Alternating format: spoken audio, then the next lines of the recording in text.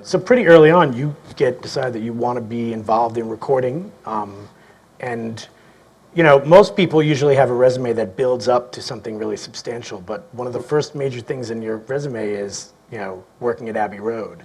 How did you get in there? How did that even come about that you found your way through the door of Abbey Road Studios? Well, it actually started with a sort of allied department to Abbey Road, which was known as Tape Records. It was a department manufacturing reel-to-reel tapes. This was just before cassettes came along, and in fact, cassettes were the death of this format.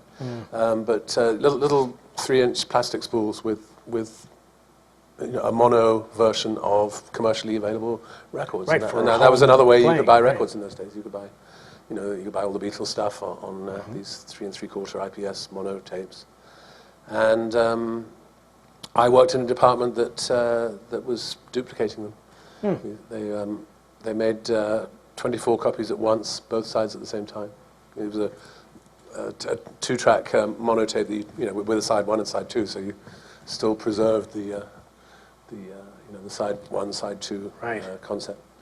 And I maintained machines, and I also did some copying work. I did Abbey Road would send master tapes over to be copied for manufacture in foreign countries. Oh, all right. So as a result of that job, I was one of the first to hear the master tape of Sgt. Pepper, that was the big turning point. Wow. So you were kind of doing that as a process where they needed to make duplicates to send out. Yeah. What did you think when you heard that? I was literally in tears. I mean, I still tear up at the thought of it today, because it was just the most incredible record, and it was that moment that I said, I need to find out what these guys are doing and how they're doing it. And from that point on, I sort of went on a quest to get a job at Abbey Road. Wrote to the boss at Abbey Road Studios, said, I've been working for EMI, which was the owner of Abbey Road at the time, and said, here I am, I've done this, this, and this, and they granted me an interview, and 2 weeks later I was working there. Wow.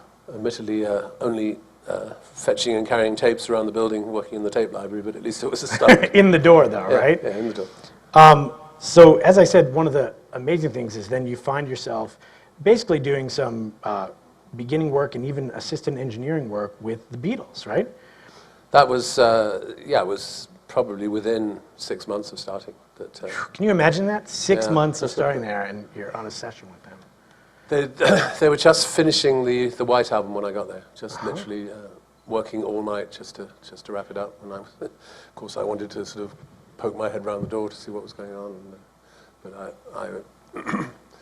I did the right thing and didn't make a nuisance of myself. But of course, I wanted to. I was ready to, it was technically a 9 to 5 job, but I would have stayed until midnight just to catch a glimpse of what was going on.